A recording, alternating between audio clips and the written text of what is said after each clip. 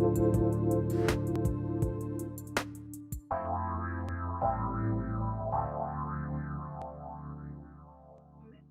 to the Cornelia Stephanie Show, changing the conversation from money to vision. That's our topic on Friday. Today's the day, and I'm with my beautiful co-host Joan Sharp, and we're going to talk about our how do you set your expectations for the end of the year and the beginning of the year, and do you follow the traditions that you have? Are they changing? Are they the same every year? We're going to be talking about different ways to think about expectations that we all have according to our past, right? In the Mhm. holiday season. And, Joan Sharp is always coming here to share with us to shift the conversation from money to vision. That's the piece that we, because it takes a while to shift those habits and get us into communicating the vision instead of talking about the money or you know um, the shifts. But when we're really truly talking about what is it that we want to experience, what's the vision for what we want to experience, then we're really tapping into that pure energy of creation, and to be able to communicate that with each other. That's the piece. So let me introduce you to my co-host Joan Sharp of River Family Advisors. She's not just an advisor, she's a thought leader in the area of changing your money mindset. Joan encourages us to change the difficult conversations that we have that are all about money to a pleasant conversation about a shared vision, and you will better support your values, your life experiences, your legacy, and your wealth. Welcome to the show today, Joan. Cornelia, it's great to see you. Thank you for having me. And I want to say happy holidays and happy Hanukkah. Hanukkah has started. And Yes. to everybody out there. And this is the holiday season for many people. So, and this is also the time we start having expectations and traditions. And there's a lot of stuff around this right now. And planning our budgets and I'm going to say finishing out the budget planning for the year and looking at next year. I don't know about you, Cornelia, but I know many people who normally sit down at this time of year because they figured out how much they made and decided if or what they're giving to charity. And then if they're able to maybe increase what they've decided to give for gifting or not. And of course, this year adds a whole bunch of new complications of where expectations are and how people are doing things. We've made it through Thanksgiving once. And to say it's interesting, I just read an article in our paper of a reporter that chose not to do Thanksgiving with his parents who are elderly and to stay home and not see an aunt and uncle, and did an outside Thanksgiving dinner physically distant. And he was said, thank God, because right after sitting outside physically distant, I checked my email and I was positive for COVID. He said, Oh, if I had gone home, I would have probably gotten my parents sick, if not killed them. And I just share this story because a lot of people are struggling with what's right and what traditions are right. And that affects a lot of different things too, then in life, and on what you're visioning and where you're going to spend your resources. Anyway, Cornelia, you looked like you wanted to respond, so I'll pause if you want to respond. yeah, I wanted to say, I really feel like looking back at 2020, here we are, what is it, almost December the 12th tomorrow. And looking back at 2020, I really find that this is the year where we've really had to let go of any type of plans, right? It's like Yeah. no matter what we've planned, we've had to like let it go, and hold everything with with an open mind, open heart to change. the possibility of all of it to change. And, for someone to follow their intuitive guidance when they feel like, you know, I'm feeling guided right now not to go to the parents' house, I just don't feel called to do that right now. I'm feeling like, tapping into that intuitive guidance. And then, going out and like you said, sitting in the outside social distancing, and then the reporter found out that he tested positive. That's the guidance that we all, have been invited and are invited to listen to on a daily basis. Wouldn't you say that that is true, Joan? Yeah, this is really, and I think this has been a good year for us to talk about changing the conversation from money to vision. Because when you have massive changes like this and you had to disrupt what your normal patterns and expectations are, if you have a vision of who you want to be, what's important to you, and how you want to do it, you're able to stop, breathe, and pivot. Mm-hmm. And think of it maybe a little differently. And I'm not saying that's easy, but if you've started the conversation with this is what I want to accomplish and where I want to go, this will help it. And as our topic is, as I said, budgeting, and we've had a talk about charitable giving, but I bring it up because so many people do that. And at the end of the year, and looking at what they had.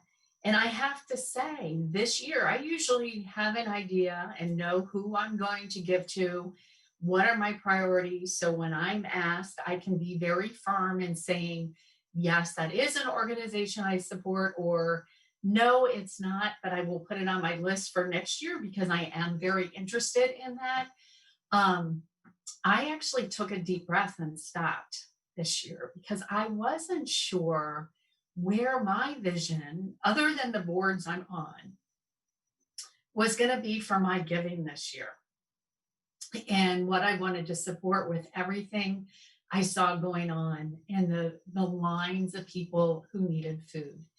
And I have some big core, as I said, the organizations I'm on the board, and then I have a couple core organizations that do represent me or represent how I want to show up in the world.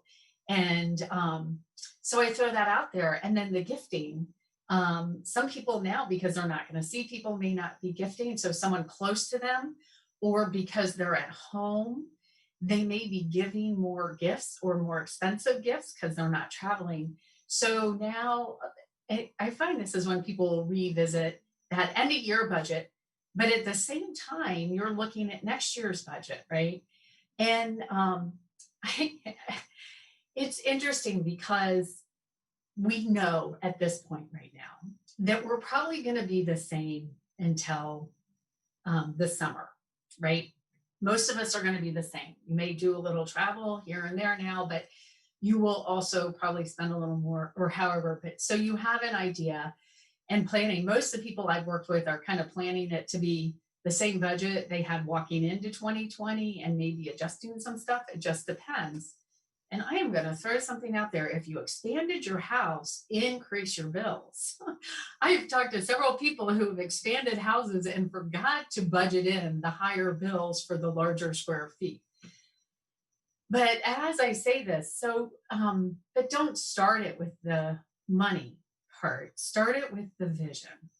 What is it y'all want to accomplish? Or what is it you want to accomplish next year? What is it that's important? And I actually had an email question I say that I help clients focus on their vision. Could you tell me more about what that would look like? So this is the perfect place and topic to bring this up on. And what you and your partner need to sit, and one of the tools, and if you run a business, you do this with your business. It's if we were sitting here 3 years from today, what has to happen in your life for you to feel as if you've made progress? And write those down. And if you're a couple, write it down separately. Don't talk to each other. and talk about why is that important to you and what obstacles do you see. And then what should really be in the overhead. What should be the priorities on your spending and your conversation? And you may have to be creative. It's interesting. I was talking to someone, I'm on some, as I mentioned, some boards and finance committees, and someone said to me, oh, what is their budget? So many times I've had like, what is their budget? Okay. And even though I have just looked at the financial statements or whatever, I never have what the total number is to be able to speak it. I am, and I feel embarrassed, right? Most people are saying that, well, right, you should know it, right? And I looked at the person and I said, I know, and I look at, are we in the red? Do we have a surplus? Are we in the black? That is where I look first to see where the gap is. And then, depending on if there is a gap or not, where are we spending money? Does it align with our vision and mission? If we need to cut, even if we have a surplus, I go down and see how everything is aligned and where are we spending money. Because just because you have a surplus doesn't mean you're spending money in the right places that get you where you want to go. And then if there's a surplus, do we have an emergency fund? How do we handle that? And what do we work? And I bring this up because this is no different than individuals, but yet we don't think about it that way, do we? And we think if someone has a much bigger budget than someone else, they can't, they can do better than the others. Not necessarily. It is, are you focused on your vision? And do you have a surplus or a deficit? Kornelia, have you run into this? You're shaking your head like these conversations, you've seen this.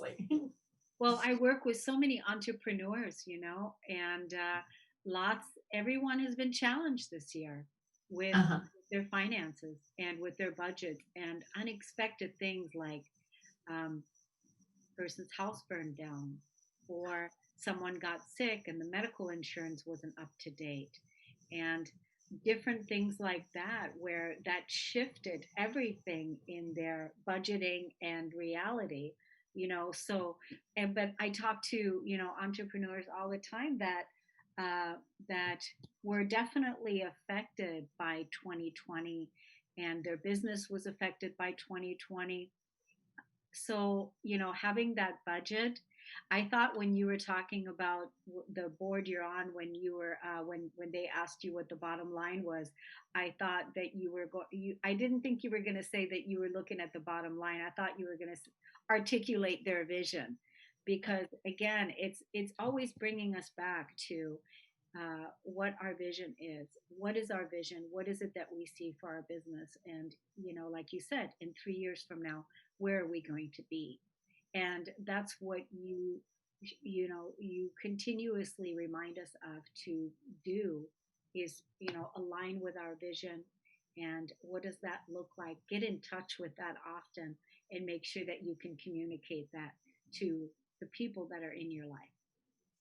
Yeah, and it's funny, the person who asked me about the budget, when I kind of looked like a deer in headlights and said, that I can't tell. And we had the conversation. The person said, you always bring me back to vision and out of money. She's like, I am always in the money. And I'm not saying the money is important, but the money isn't going to work with you and for you if you don't have the vision, right? And so this is the time of year, but you have to keep revisiting. And as we did last year, and the individuals that you worked with, that not only did they end up with COVID happening, they ended up with these other things happening. And if we pay attention to our budget, and we know, I'm not saying, but possibly she would have caught about the medical. I mean, I have to say, every year, if I have clients that have their own companies, clients that are employees, you look at what is going on with your health care and what are your options. This is part of taking care of yourself. Okay. And I will tell you, I am the first one who wants to cry over my car insurance every month when I pay that. Like, I really have to pay that much money, right? But I do want my car. Oh, yeah. I do want my car. And this is protecting me, you know? And so that number is what that number is. And it's just looking at these things on what's important and where you need to go with it. And start thinking, maybe I find charitable giving, I think, as we had brought up in another show, is one of the most unplanned budget lines. Put a charitable budget, a line for charitable giving. And don't wait until you're like, well, I kind of know. And see and work with it. Maybe as you have your vision of what do you want to make progress in within 3 years and why that's important, that may help guide so that as people come at you, you feel satisfied in what you're giving. Of course, you can look at it again at the end of the year if you want to give more and see if you want to add to someone you've given to or not. But you have to remember, organizations, as you do, need inflow throughout the year with this. And budgeting is a hard thing to do if you're a couple, right? Neither one is usually very happy with it, and there can be judging around it. But if we start talking and visioning together and not judging and honoring who each individual is and what's important to them, and then bringing it together, that should help make it easier to do. Kornelia, have you seen this with some of your entrepreneurs and having to talk budget? Like, they keep their work budget separate from their personal, and and just kind of live in that a little bit more than their personal? Yes, absolutely. It's, especially when it comes to, husband and wife or boyfriend and girlfriend, they, the thing that I, as a coach too, I remind them of also is that each person, has different belief systems. And, it's like that's why it's really important to, you know, share that vision that you talk about, to be able to articulate that, because setting up a budget, there might be a lot of resistance around it depending on each person's belief system. So I think it's really timely, again, especially as we're moving into 2021, that you sit down now with your partner, and for yourself, and then also for your business, and articulate the vision, and do the budget. Make sure that you include the charitable giving, like you said, Joan. But I wanted to ask you, the other question is, you recently have come up with a method that you use, and I wanted to make sure that we touch base on that method. What do you call that method again? Well, it's called the SURI. It's the acronym SURI, which, not Siri, but SURI is a guidance system, and it's C for communication. Where here we are talking about budgeting, and I'm saying the first place you start is with communication. And then there is E, envision. Envisioning, what do you want to make progress on? What's important? And then R, or what are your resources? Laying them out, and implementation. And I'll say, as you're doing this and you've gotten together what you want to, what do you want to make progress on in 3 years, and why is that important? What are all the things in the way? Just list them, both of you, on one piece of paper, just all over the place. And then I find, in colored pencil or something, or marker, circle all the things that are similar, and decide what needs to be done first. And this is part of my certified financial transitionist training. And we call it the decision-free zone. So then you've got out there what needs to happen first within the first 7 days, right? What needs to happen soon, in a month, and what can happen later. So now you have something you've agreed on this, right? And you can start, you've now laid out what the vision is and what needs to happen. What you've done, the brain dump, what's on your mind, what needs to happen, and then how are you going to focus on it? And then the budget starts coming together, right? And I ask people this, and I'll say some people find working out, going to the gym. For those, some places are still allowing that, going to the gym. Some people, it is going to Starbucks. And these days, you know, a coffee shop, a lot of places you can stand outside in a coffee shop is in what's important. And the other person may criticize that. But if that is something that makes them feel whole, and or it could be your giving for your religious church, okay? Put that in overhead with rent or mortgage, insurance, so that it cannot be criticized and it's there. And then figure out the rest, because then you know that is non-negotiable, that that person needs that to feel grounded every day. And this is part of envisioning who each other is. Yes, I love that. I just want to also let the audience know, how can people work with you and the uh, Surrey, Surrey, how do you say it again? Surrey, Surrey, Surrey. Surrey, Yeah. Surrey. Yeah, the Surrey method. Yes. How can people work with you? I just want to be sure we get that in. Yes, you can go to www.river, RIVER, Family Advisors, ADVISORS.com. And at the top, there's a tab, Changing Your Conversation. And you have the option of, I do personal advising, which includes all your going through financial, along with all the conversations and implementation. Or I have a coaching model, which is we meet every other month for 1 hour and we have a conversation about keeping you on track on your vision. It's for people. There are definitely people out there that are really good with their money, right? And actually have gotten so good they're can't exactly move to the vision or the emotion side, but are stuck, even though they have Excel sheets that show they have plenty of money. And that may be the person who needs the coaching. Could be someone who just needs some help on refocusing on the vision and has some questions. But you sign up for a year. And so that's another way. I've switched from the conversation groups to help make this a little more personal and focused on the individual to conversation coaching. Oh, that's wonderful, Joan. I like that. I like that you're offering that. Is this going to be a new service for you for the Yes. individual one? Good. Yes. People can contact you individually. That's Yeah. great.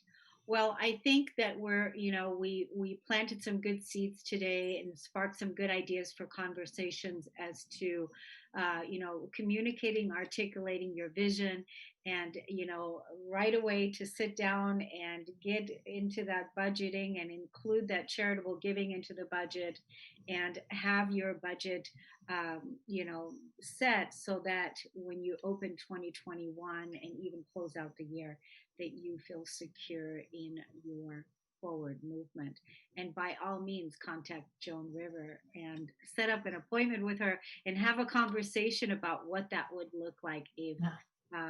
you were to hire her for coaching or one-on-one work. Right, Joan? Yeah, right. And if you want to go on there and shoot me an email with information, with a question for us to answer, as we did today, please do.